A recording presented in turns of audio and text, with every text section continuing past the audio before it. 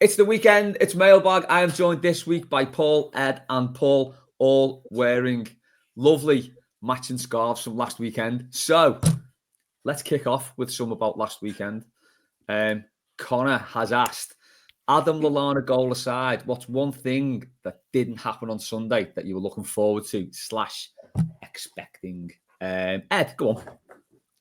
To be honest, it's pretty much on the goal theme. I was absolutely certain that the last goal at Goodison would be some rubbish consolation goal, and the name I had in mind was Will Smallbone, the most nondescript footballer, and as Paul's rightly saying, a very bald man as well. That just sort of just poking one in the 89th minute, and there would have been that amazing atmosphere where we're all trying to ignore the fact that the last goal's just been scored by some regen, and we're all fuming, but we're all trying to have a nice time. So when Ross Stewart started having a couple of shots at the end, I was thinking, oh God, here we go.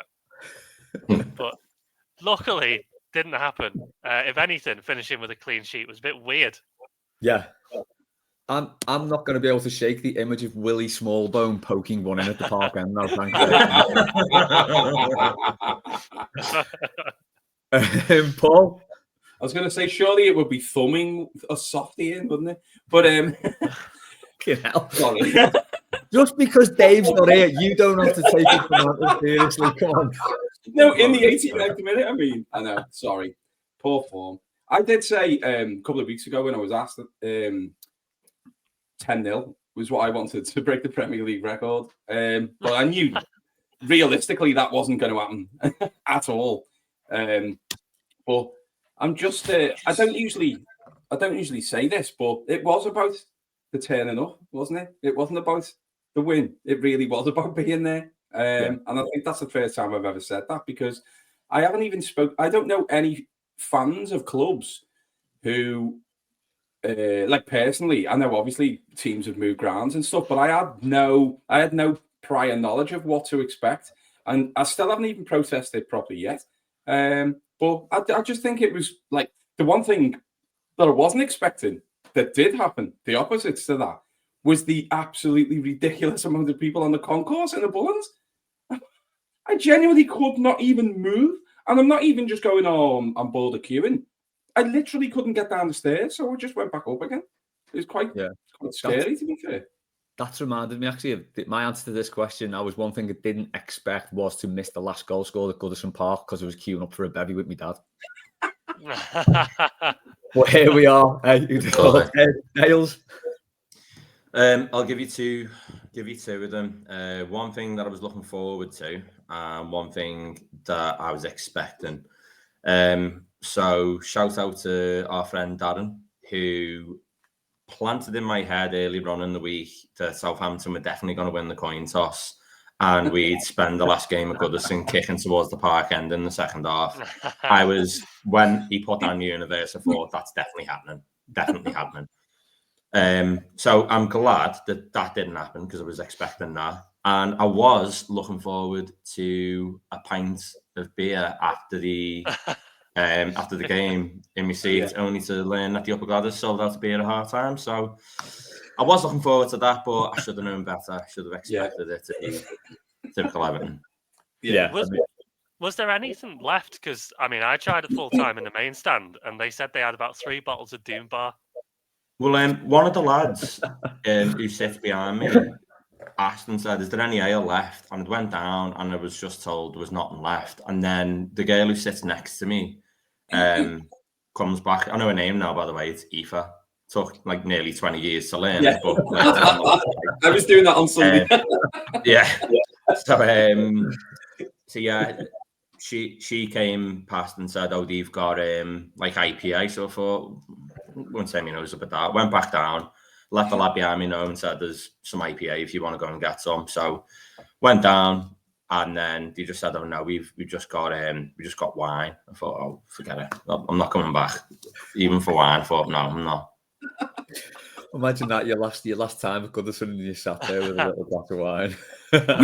We must have been lucky then, because the lad who sits in front of me, Terry's the one who was he was the one who done the video quizzing Richard Masters as he was walking in. That's Oh, it. yeah. He's sat in front of me for about 5 or 6 years. A lot of people know him anyway. But he came back up with four pints of lager. I was like, Jesus. what? It's like, Christ. And his brother, who's sitting next to him, had like one in his pockets, and I was calling him Eddie Hitler, and he was like pulling out bottom shouts and said he was come on Ferris wheel. And he were loving it. I was like, wow, should have been doing this years ago. Just on the coin toss. So I pulled my dad about this. Once I'd seen that in the group, and it was in my head as well, I pulled my dad about this and said, you will be the only person in the ground to be made up if we kick towards the park end second half. And he was like, 100%, yes, love it when we do that. Everyone else is pissed off, and my dad sat there grinning when that happens. Mad. Right, another one from the weekend from Chris, who I hope had a wonderful time outside the Denby, as everyone did. The strangest chant heard last Sunday. Walked out of the ground to see 5 lads pointing at the main stand and singing, "We love you, Goodison. We do." It's a mad one, isn't it? I'm sure the old lady appreciated it. Paul, I can't think of it. Strangest chant that I heard. was there a mad shout or anything? Yeah. Well, the only thing that I think you've seen in the group anyway, obviously, but everyone else hasn't who's not in the group, is when, because my mate who sat next to me there for about 7 years wasn't at the final game. He's already booked with his mates. I can believe this, to play golf in Alicante.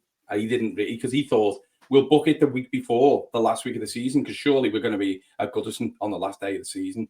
Well, turned out not. But he boos people, anyone who misses at the crossbar challenge. So there's a woman who sits with her daughter and her husband 2 rows in front. And she turned around and looked at me and said, "Are you going to boo these?" And I went, "It's not me who does it." And she's laughing, going, "It is. And if he's not here, I bet you I hear booing." So then I had to do it then. It was like his sons were there. But I only learned afterwards on the group that Pete was doing. Peter Mack was actually. Oh, yeah, he was, wasn't he? Yeah. He went close as well, didn't he? And I said, "Oh my God." Yeah, I didn't realise that you were doing it. If I'd have known, I would have booed louder. But yeah. It was just that, yeah, I can't believe that how close that was, and seeing the slow motion one was unbelievable. I've actually just realised, even worse than missing the last Goodison goal, I missed the last crossbar challenge. Fuck's sake. That pint was not worth it, honestly. Ed, any strange shouts or chants? I don't know about strange. I do love mostly the Gladys doing the work, but I love that we were cycling through all the chants we've had through the years for different players. I loved it halfway through the second half, just hearing "Feed the yak and he will score." Yeah. That brought back some lovely memories. It was genuinely lovely. Just spinning the roulette wheel, deciding which former player comes up and doing their chants. I thought it was great. Yeah. We didn't get the Shane Duffy one. I'm disappointed with that. But me, Liam, and Warren was singing that in the Denby after the Ipswich game. We're up all night for Shane Duffy. Yes. It's the greatest ever, isn't it? Closely followed by this new Pickford one, which is outstanding. That was amazing. I can't believe we spent most of the last game doing that. That was great. The chat we learned last week. But it was really good. It's incredible. Dales, anything? Well, I know Chris quite well. He's a good lad. And I did hear that chant, the "We love you, Goodison, we do." I did think that was a bit balmy. Not necessarily the strange, well, actually, no, yeah, it is when you think about it in the grand scheme of things here. The most bizarre chant I heard on Sunday was the Ross Barkley chant. Oh, yeah. Just as Ed said, recycling the whole playbook. Yak, Rom, Richarlison, and then we went with the Ross Barkley one. I thought, and I just sort of I went, what? And then I thought, do you know what? Acceptance, just go with it. Let it happen. Whoever brought that up needs uppercutting. Yeah, I think. Yeah, you probably should like the player that you're singing about, shouldn't you? Exactly. Yeah. Unless it's a hate-fueled one about Nick Barmby, but that's a whole other matter. The way singing the Gladys Street did bring out "You're Just a Fat Spanish Waiter." Love that. That was class. One of my old favourites from back years ago was singing "Die Die Nicky Nicky Die." That should have got an album, to be honest, because that is an all-timer. Right, Gary. How is the post-Goodison Blues going? Or how are the post-Goodison Blues going? Sorry, my mistake. Yeah, I've had a strange week. I haven't stopped all week with work, so I think it's going to hit me at some point this weekend, probably Sunday night, I reckon, because I haven't really stopped all week. But yeah, it was Dale. It took a lot of getting over, didn't it, Sunday, in more ways than one, I think. Oh, absolutely. I think for me, like, there's like a little bit of normality seeping back in now, and like the big high that we've all been riding for the past weeks, sort of like slowly ebbing away. But even immediately coming out of the ground, I think the only emotion I felt coming out the ground was, oh wow, that was the last time with my dad and my brother. The most beautiful thing out of all that was literally walking down the Street Road, and you usually, like, you go past the Holy Trinity statue, and you just go on your way home, and like as if by magic, all the Balloon Room lads were there filming post match, and I just thought, you know what, perfect, absolutely perfect. It was just a mixture of emotions on the day. I went through joy, celebration, sadness. Again, apologise for everyone on the post-match show because I was just hit by a wave of emotion looking at the Gladys Street for the last time. Oh, man, you set a lot of people off with that.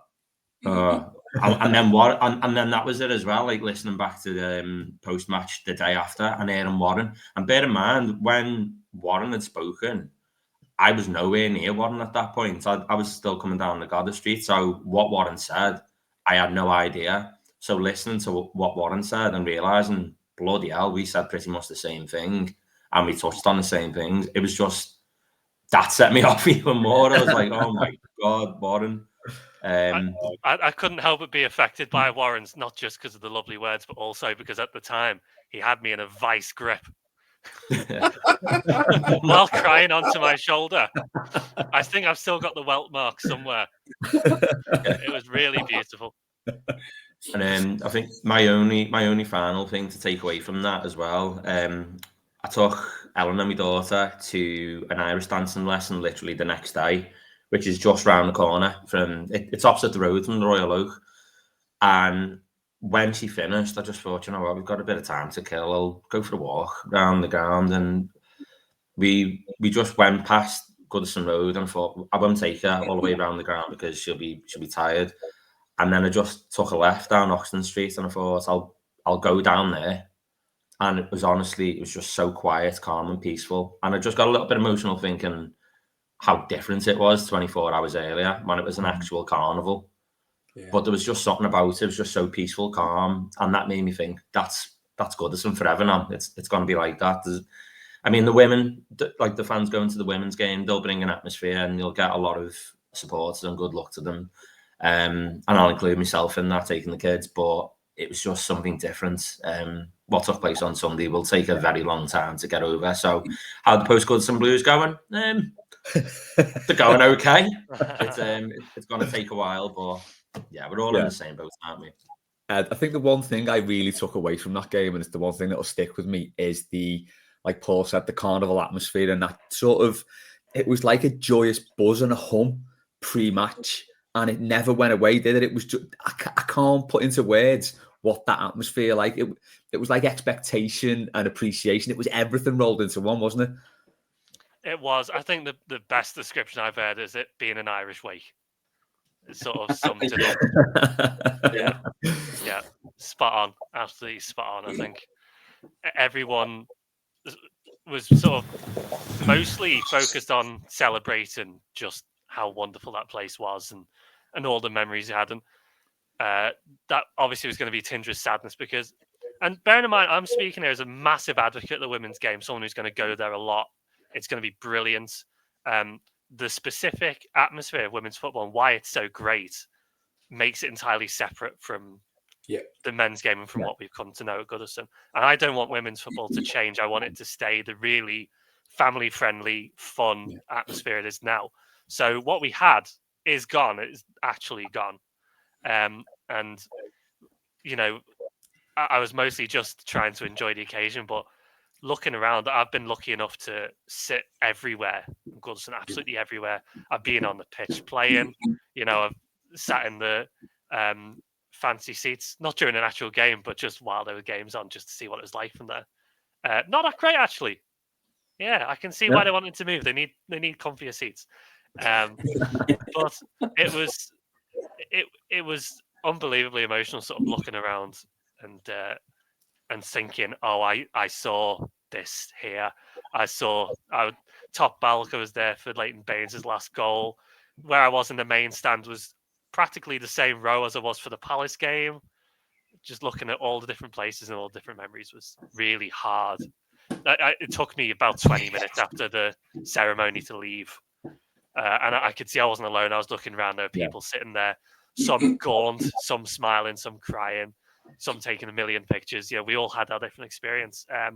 I think the residual post-Goodison Blues for me, twofold. One, this scarf is now fused to my neck. I can't get it off. And I don't want to. The second one is I'm one of the many who really got bad case of the lurgy on Sunday. A lot of people said the same, but I was wiped out for the first half of this week. We'll come on to that next, definitely. Excellent. Yeah, we all took something away, and for me, it was bacteria. Paul, another thing that Ed's just reminded me of there, sort of one of the last things we did at Goodison with all the people sat around us, was sort of, we launched into, what's the worst thing you've ever seen here? Not the best. It was mad. We just all naturally launched into what's the worst fucking game or the worst experience you've had here. But anyway, that's another matter. How's your post-Goodison Blues going, Paul?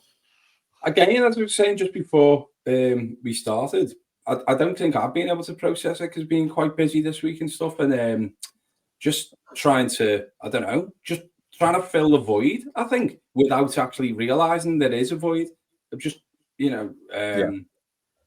doing so many different things. It was just unfortunate that I couldn't get further than the fan zone or level with the fan zone, the church there. Not even to that vendor who's right on the corner, to see loads of me mates who I've known for 20 odd years by the Winslow, mates who were in the Winslow who come from different parts of the country. I've got season tickets and tried to get to every home game, and didn't see them after the game. That was just a bit of a shame because but the good thing is, the one thing that I thought as well is obviously because since the announcements of the women's team, we're going to use it as a home, which is great because, and it didn't detract from Sunday for me whatsoever. But also that it's not like you're going to have to reform and become a Phoenix club. That's first world problems for Evertonians when you've got Berry going out of existence, blah blah blah. You know what I mean? And I always think these things, and we've got an unbelievable. Well, there's no excuse not to have an unbelievable future here, is there? And I think that's the good thing. It is the chrysalis, I think, isn't it? The butterfly hopefully is going to take off and hopefully not fly head first into the Mersey. It won't. It'll be fine. Moth and it'll fly straight into the sun. Yeah. I'd take that risk. Yeah. No, absolutely. But there is no excuse, is there really, for to try and build something now where if that's what the problem was with regards to decision making and revenue, we've hopefully got the ideas in place now, because although people do complain about having Americans in charge and stuff and whatever, they know how to make money, and this the revenue stream is the sort of the glass ceiling being shattered hopefully now, and then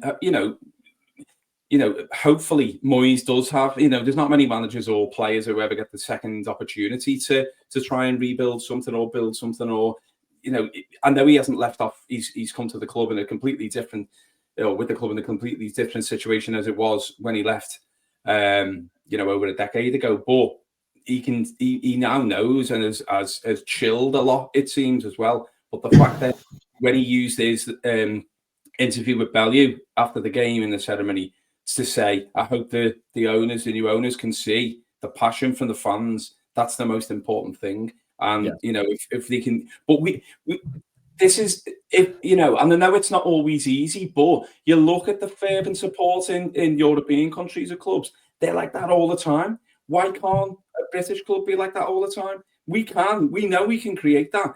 You see on social media, although I don't go on social media anymore, and I think my life's a lot better for it, to be fair.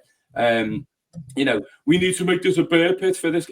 Yeah. Well, we're capable of doing it, so just do it.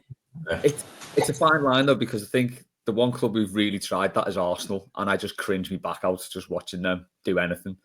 Just quickly on Goodison, I just pick up on something you said about the women's game being like a different atmosphere and stuff, which it is. It seems like more family friendly, more carnival, and everyone generally has a good time. I do hope if Goodison Park's legacy can do one thing, it can turn those Park End girls and women into Park End Mars at some point. I will come back to you now. Anyone else? Good times back. Anyone else been ill virtually since last Sunday? Ed, apparently so. I was about to answer that with a coughing fit. Yeah. Yeah, absolutely. Yeah, we all got Goodison fever, and let me tell you, it's not friendly. I think the whole day took it out of everyone, didn't it? Yeah, I think that was it. It was a mix of being really drained and obviously being around loads and loads and loads of people. And also of getting to 8 o'clock and realizing that literally the only thing I've imbibed all day is beer. Yeah. Probably not healthy. I don't know. I'm not a doctor, but it didn't sound good. It felt so good at the time, though, didn't it? Oh, it felt very good. Yeah. Dale's one for you quickly. Laura's asked, how many times has Paul Daly cried since Sunday or maybe even Saturday? I think it'd be a lot easier to tell you the times I haven't cried since Sunday or even Saturday.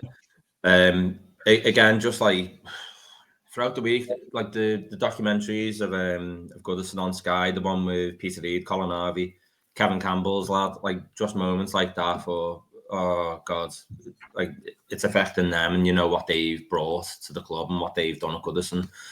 The match day itself, I think waking up in the morning thinking, oh God, this is it. Like this is the last game.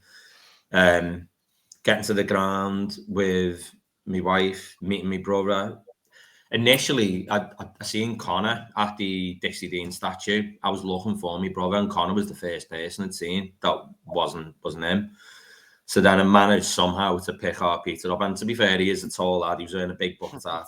But I seen him at the Dixie Dean statue, and when I seen him, I thought, this is it. Now I'm like, again, it was just like a bunch of lasts that were slow. I was like slowly starting to realise that this is the last time we'd walk down Goodison Road. Obviously the last match. I'd even say like the day before. And now, like, I don't want to. I know I'm a really good friend of Laura's, and this isn't. I'm not just saying this because she is a friend, but I'm saying this because it's the God's honest truth. Laura's captured a lot of content throughout the week, and I've seen like pictures of you lads enjoying yourselves at the Denby. The video of you and Moyes with singing the 85 team song, like that's incredible. But it was that video actually that set me off even more at home when I thought I was finally over it. She sent a video, the end of an era one, and the other half is obviously you lads singing that outside the Denby, but the first half of that video was just capturing Goodison the day before. And the day before, I'd taken Ellen and Joe just to walk around and get some pictures. And I didn't realise she'd taken the little videos of the kids. And that really got me right in the feels. And yeah, so there was just lots of that throughout the week, seeing pictures. There she goes. Every time I hear that, there I go. And I think in my life as well, I mean, in my life's got like a lot of personal attachment to me anyway. It's a song my mum and dad like love. I think it was played at my granddad's funeral as well. And when that was played at Goodison for the final time, I just seen my dad next to me, and he couldn't speak, and he was sat down and he had a scarf like over his mouth, and that set me off. God. So it's just like everything, lots of things. I mean, dad's a strong man.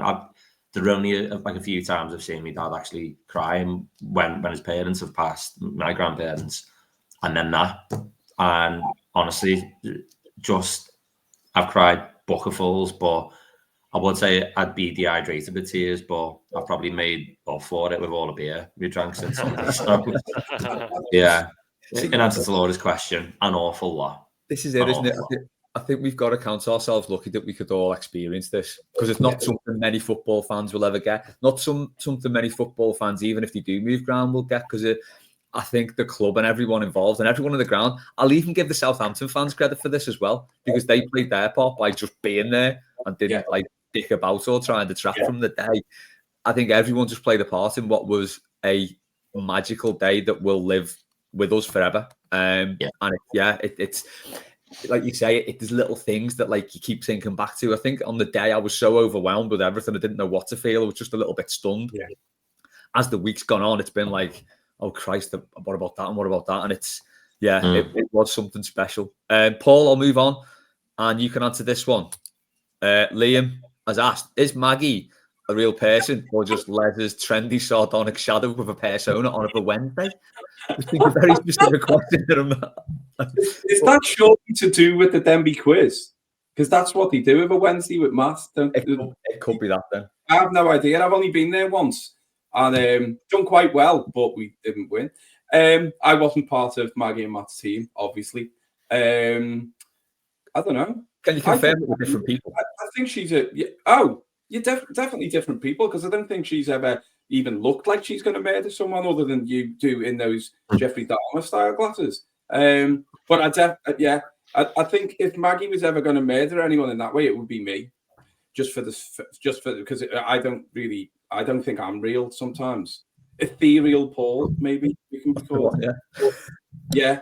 You need a trendy shadow. That's what it is. Exactly. in these glasses, I'm half Jeffrey Dahmer, half Deirdre Barlow. Right. Deirdre Dahmer. A couple about this weekend before we let Paul off the leash. Dale's off the leash. Go to Mike. If there was a hypothetical bus parade, just say this weekend that started from the bottom of your road on Monday, let's say, how would you greet it? My first thought was, is mooning still a thing? Do people still do that? Wow. Mooning will never go out of style. You're fine. Yeah. It'll never die. It'll never die. I think if I was Mike, I think I'd just like genuinely fuck off for the weekend. Just go. Yeah. If it was. A mate of mine, he's a blue, and the parade is going right past his flat to the extent where he and his girlfriend are expecting to stay in because they physically won't be able to get out because there'll be red lining up outside the door, and I'm very worried he's going to throw things. He's going to light things and throw things. I don't know, but I think if there was a bus parade down from the bottom of my road, you know the strips the police put out to stop people in car chases. The buzzer strips, yeah. Who put that there? Wow, that's crazy.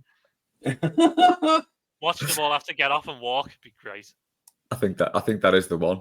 You could just throw a beach ball, because they're not really good with beach balls, are they either? So you send death threats about them. So I will be, yeah. So I'll take that back, actually. Yeah. The most surprising thing about that goal was that it was scored against them and not us. The beach ball one. Incredible. Do you remember that chase question though? When there was a woman on there and they said, yes. What, didn't she go for the ice cream van as the answer? Yes. I think she did, yeah. What I like about this idea as well is that Pepe Reina had a horrible night last night. It was his last professional game, and he got sent off. So I love the idea of him going, to cheer myself up, I'm going to tune into this parade, watch the old team, and he's just seeing beach balls everywhere. PTSD. Make it happen. That's amazing. Dan has asked, and this, by the way, is the only scale of drunkenness that we can use from now on. On a scale of Peter Reid to Shane McGowan, how half-cut will Jordan Pickford be if Sunderland win the playoffs later? I mean... Oliver Reid? That's worse than Shane McGowan. Do we play him tomorrow? I hope not only he plays, but he's wearing John Bailey's hat. And a pair of Sonny's. Yeah. Imagine. But yeah, he comes out, pints in one hand, and one of those inflatable T-Rexes in the other. Yeah. and then throws in Yeah. about 7. He's going to be scalloped, isn't he? Yeah. I'd say on a scale of Peter Reid to Shane McGowan, not only will he be Shane McGowan, he'll be Shane McGowan singing the Irish Rover at the top of his lungs with red and white smoke bombs in either hand and a pint in his mouth. That's what he'll be. And good luck to Sunderland as well. Not to go all Oh, yeah.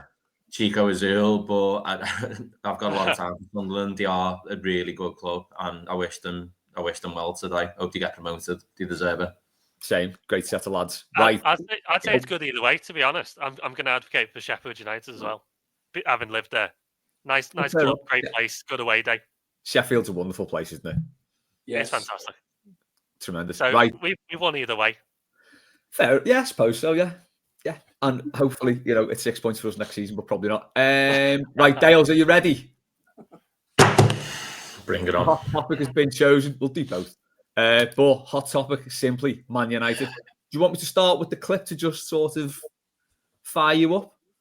I think for all of our YouTube viewers, for all our listeners, I think it's only right that we take a moment to appreciate the content that was being spilled, ran down our throats no less than a year ago. So I'm not going to say anything for the time being, ladies and gentlemen. I'm just going to ask you to sit back, enjoy, and just take in what you're about to say.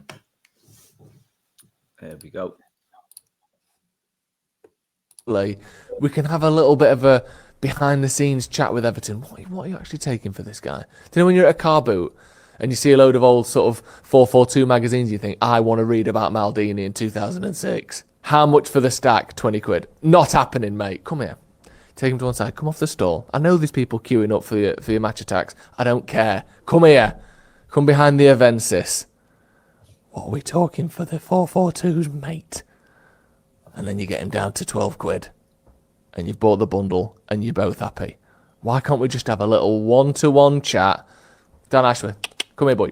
Hey, come here. What are we talking for the Branth? 56 million. Right.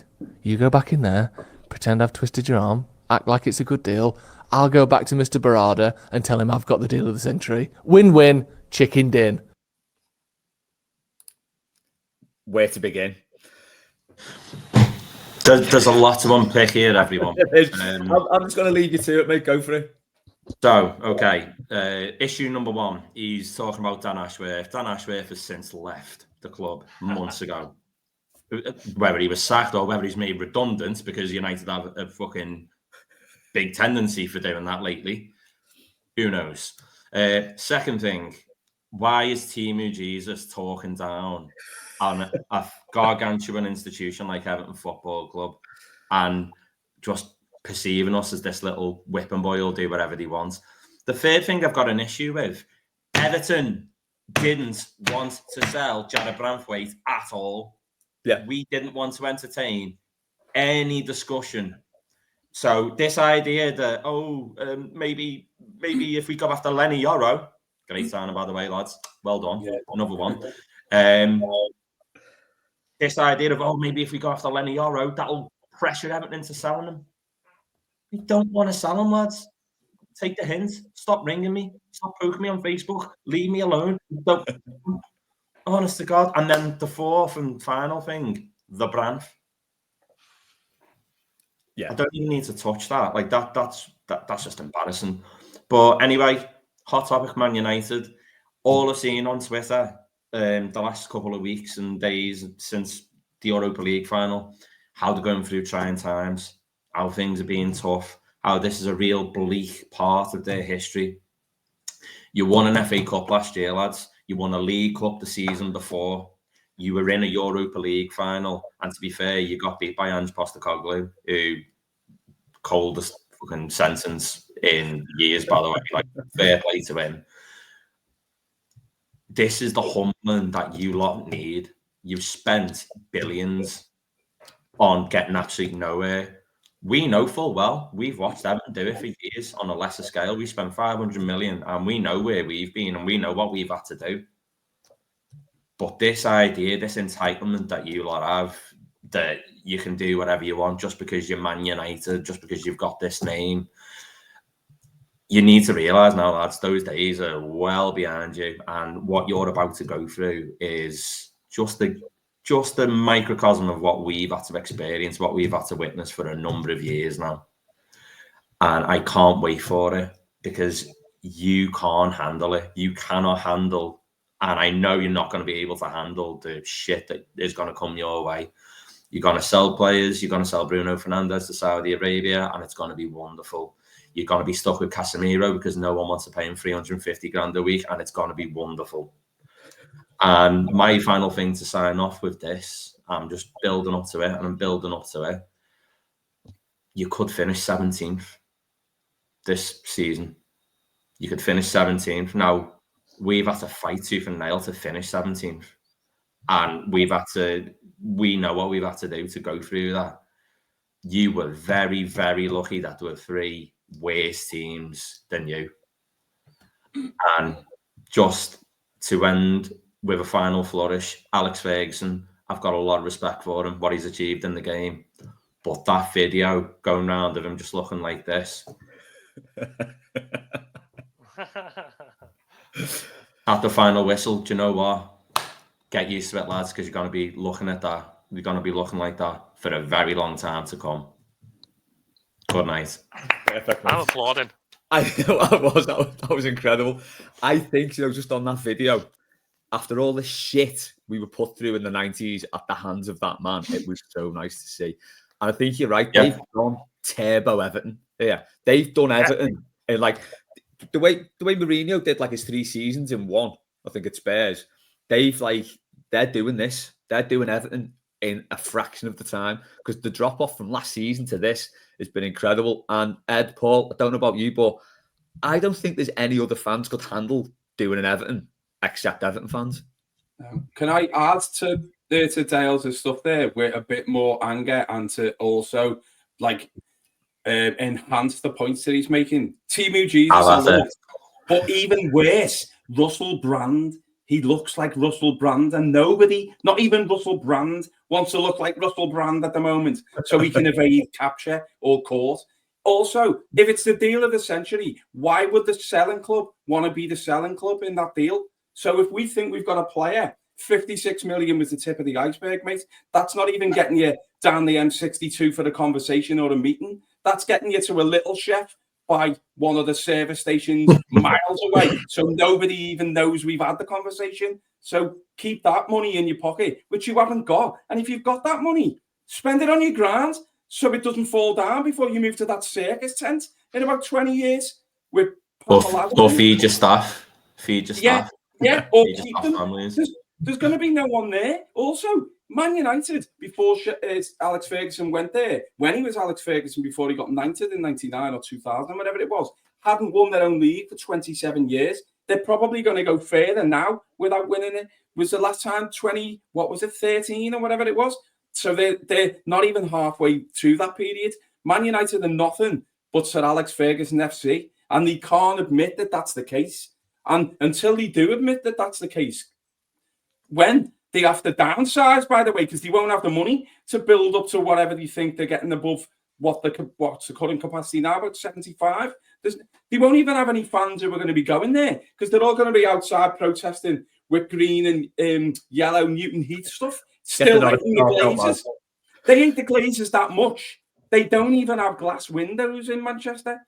And the best thing that I can say about Old Trafford or Manchester United is the sea bass that I had in their hospitality at half time when we won, when Brian Oviedo scores, when Mr. Bobby Brown shoes. I know sadly Moyes was in charge at that point and we weren't his favourite fan, because when we go back to, derisory bids from Manchester United managers, players, fans, or whoever it is, having a look at wanting to buy our players, he wanted to buy Fellaini and Baines for the combined, or the actual fee that he ended up only paying for Fellaini, 27 million. Now, if Everton are going to do anything good within the next 10, 15 years, it's to watch Manchester United become West Bromwich Albion. They share a little coincidence there of being of having Ron Atkinson as their manager. Now, he's also a Scouser. So I think we've got a little bit of a conduit there where hopefully next season, as Keith has had a bet at 16-1 for United to be relegated. I think I said this in the group because I couldn't think of anyone else unless it's Anthony who comes back on loan to someone. But if Danny Welbeck relegates them at Old Trafford with a back heel, like Dennis Law did in 73, 74, was it? Yeah. So hopefully we'll all have the cigars out for that.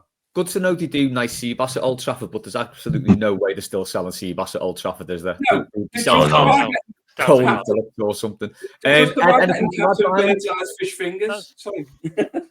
Sorry. Hey, I'm not one to get in the way of fish finger chat. That's fine.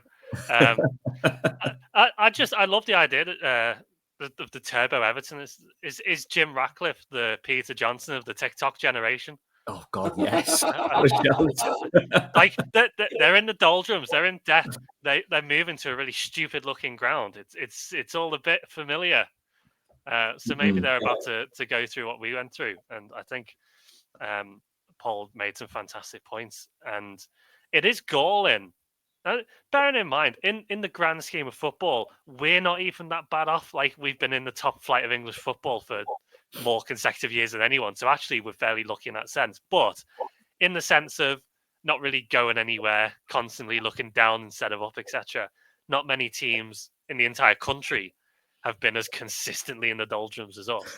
So when we see United going, oh God, this is horrible. We've had a bad year in the league. Oh, we've reached a European final. Oh, we've won cups in the last 2 seasons. Oh, isn't it awful? Woe is me. All I can think is, fuck right off. Yes. Yes, Ed. Can't add to that. Go and eat your fucking sea bass. Yeah. Who the fuck are Man United? Even the Pope knows that. Yeah. Don't worry. Sorry. Just to add to that before we move on, all I seen on Twitter, what's Jim cooking? What's Dan Ashworth cooking? What's Ineos cooking? I'll tell you what's cooking, lad. Lettuce butties, because that's all you can afford to sell it in hospitality now. Enjoy. Jim Reaper's here to stay. Boom. Tony Evans Panoscaus is what's cooking. Good times as asked. And I'm assuming this is Kevin, not Liam, because I don't think Liam could actually type out this question. Who's worse, Jim Ratcliffe or Nick Barmby? No, it's obviously Nick Barmby. I love Jim Ratcliffe. I mean, if he could stop with all the Tory stuff like redundancies, that would be nice. But he's a pure comedy machine. I love him. He is. Nick Barmby, you made the point earlier with the chant. That's all I'm saying. We'll go on to Sorry, Paul. What? No, I just shock you. I really like Jim Ratcliffe. Despite everything I just said. No, obvious answer. Nick Barmby. Scumbag. Yeah, probably. Part 2 of the hot topic. Moyes' best season. The reason that I asked this is because I thought in the week, like, of all the good times we had with Moyes, I feel like this. All right, Bill. It could be recency bias, but I feel like this is potentially his best achievement. Not just to keep us up, but to keep us up really comfortably and to finish top of that shit little mid-table mini league. Yeah. To come in and do that straight away. So I know he built 3 really good teams, but I just think this season shouldn't be overlooked as anything else other than a really big achievement. But what do you think his best season was? So Gary answered this with a good shout. He said 07-08, thought the League Cup final and the UEFA Cup win were on the cards. West Ham twice in a week was boss. Such a great season, which it was. It was a lot of fun that season. But anyone, Ed, will come to you first. Any thoughts on it? In terms of achievements, I still think it's 04-05. Yeah. Losing Rooney, having a very ramshackle team, to be fair, and taking them to fourth was incredible. 07-08 and 08-09 are good shouts, I think. For me, in terms of quality, I think his best season is probably his last one. We played some stunning football in that year. I think his last home game, we beat West Ham. Was that 2-0?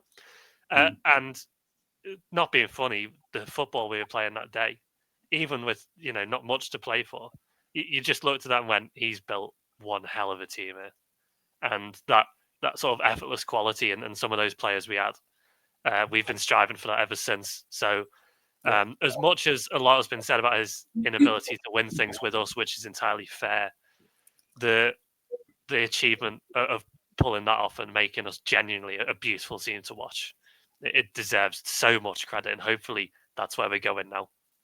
Yeah, defo. Dales? I'd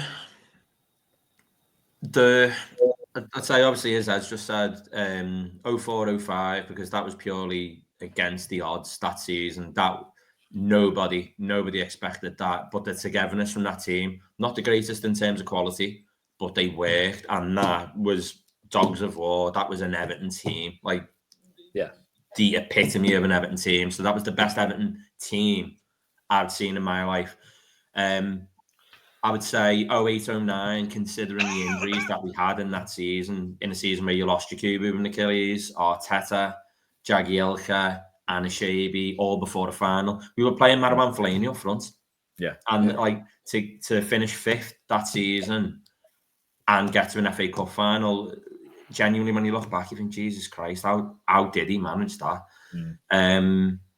The final season that we had at Goodison, I think the final season at Goodison, again, as I'd said, that was his legacy. He left Everton in such a comfortable position, and I don't want to dilute what Roberto Martinez managed in his time at Everton, but I feel most of the success that he enjoyed in his first full season was attributed to the defence, defensive solidity that Moyes had built with Distan, Jagielka. You just added the sprinkling of obviously Rom, McCarthy, Barry, and Delafeu. So he added to that. For me, Moyes' best season will always be 07-08, when he had a proper window. He bought Baines, Pienaar, Jagielka, Yakubu to go alongside Andy Johnson. You had James Vaughan and Victor Anashabi were just bullying teams in Europe from the bench. Lee Carsley, by the way, in that season, he was coming towards the end of his career, but he was absolutely brilliant. And for years after Moyes left, we were always thinking, we need two players to play in the pivot in the midfield. Lee Carsley was doing that job by himself for a number of years. And I was talking to my brother about this, funnily enough. We were looking at obviously talking after Spurs won the Europa League final, and it got us thinking of the Europa League, or the UEFA Cup as it was known then, the journey that we had and how unlucky we were not to win it. And we were thinking, imagine if you had the Europa Conference League at that point. We'd have absolutely pissed it. We'd have pissed it with the team we had. We were so good. We were unbelievably good. And that, again, is testament to what Moyes built in that season. That we went from dogs of war, but I feel that team is the first sign in an evolution of a swashbuckling Everton side. Really do. That was, in my lifetime, probably the finest football I've seen Everton play. I'm excited about the forthcoming seasons now after that. That's probably got me going thinking, let's have this again. Paul? Well, just what you're saying, that Les. The second season, so his first full season at the club, he comes in, obviously, in March, not too dissimilar to what he did this year, and comfortably safe. Second season, we were in the top 6 until the last game of the season, from like November all the way, and didn't massively change that squad that had been struggling. Why can't that happen this season? I think the league is in a quite a, I don't know, it's in a flux, isn't it? Because although Liverpool have done well to win the league, and they were clearly the best side, there's second down to 7th. There's something like 3 or 4 points separating them, or something ridiculous. Yeah, it's split into 4, isn't it? This season, really. Yeah, and I think, all right, it might not, because people, as people would say, we were, if you're playing devil's advocate, you look at, so safe and so, and so quickly as well. But then you go, is it 1 win in 10 or something? But there were only 3 defeats, so needing goals and whatever. But the idea is that you're coming into a team as a manager, and all he's probably said to them is, listen, you shouldn't be anywhere near down there, right? And if you want to stay, pull your finger out and show the fans that you want to stay. And if you don't, or whatever happens at the end of the season regards contracts, then fair enough. But do yourself justice on the pitch.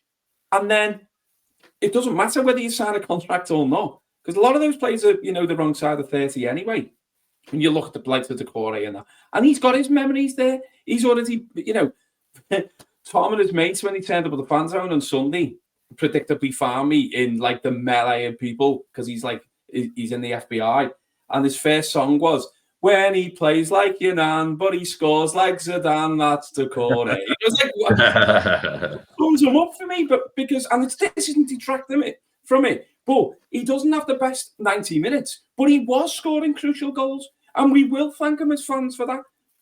We still thank, however it ended up with Deitch, we still thank him for the seasons there, as we did with Lampard and the Palace game and all that, and Dele Alli and Calvert-Lewin. And do you know what I mean? And that's the whole point, is that if you want to play for a club, right, and you want 300 grand a week, and you want to get to a Europa League final, dominate a game and not even score a goal, and then you're going to move to a circus, ground and whatever, or you want to be Chelsea, you go to United, don't you? If you want to go to a team where there's 15 other players in front of you, but you're on 300 grand a week, or you want to get loaned back out again, you go to Chelsea. If you want to be loved by a fan base, right, and you're willing to put it back in, you come to Everton. And I'm not being biased. Yes, as Coleman says, Everton fans demand a lot, and rightly so. Because if other fan bases don't, they think they deserve things. We don't. We don't think we deserve it at all. We just want back what we give to the fans and we put in. And if you don't show it, fucking God almighty, do we let you know about it? But why? If you're a CEO of a company, because they pretty much all are CEOs, players now, aren't they? If you're not pulling your finger out there, you're getting sacked. Players have got the luckiest job in the world, really, where you can have an awful game, but clubs won't let you go because no one else wants to sign you. So you're left there. And he's going, right, do you want to go to Monaco, or should we go to Ibiza for the weekend, in the summer with your wife and kids and whatever? You don't have that in any other job where you fail. But if you're loved by the fans at Everton, you're already instantly taken on. Look at Njai, and he absolutely loves it. I think Liam Delap, by all accounts, could be buying into that, but we'll see. There's no ITK or intel on that. It's just what I've seen knocking about, and it looks like that could be on. Don't know how I feel about it, but that's I hope so, because I think it's a statement to all of those clubs that are in for him. And if he ends up signing for Everton, that's one in the eye straight away, and that shows that that's great for the Freakins, great for Moyes, great for the other players around, and great looking at those players who are thinking, I wanted 135 grand a week, but he wouldn't give me it, so I'll go elsewhere. Well, you're not part of this now, and we could be building something really special. Just don't go full BT. That's all I ask.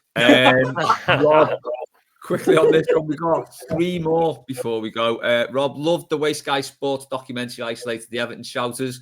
Should this be a regular Sky Sports feature at Bramley Moor instead of the singing section? Should the Hill Dick, Rob, you've called it every name going there, have an Everton shouter section? It was lovely to meet Rob last week, actually, properly in the Denby. I think this is basically a call for a safe-snarling section, isn't it? Yeah, that's it. Mm-hmm. Yeah, it's got to be. So, yeah, I am fully on board with that. Right, couple of music ones and then a weird one from Dave, as you might expect. From Blues, what's your favourite song with blue or blues in the title? Dales? Elton John, guess that's why they call it the blues. Played at my wedding, will probably play it at my funeral, and just for all the connotations with it, it's just the greatest. Yeah, perfect. Ed? I mean, that's the obvious answer, but it's a good question, and lucky to have met Tangled Up in Blues a few times. Lovely fella. So I'll try and give a different answer. As a metal fan myself, I'm going to go with Blue on Black by Five Finger Death Punch. Well worth a listen. Lovely country vibes.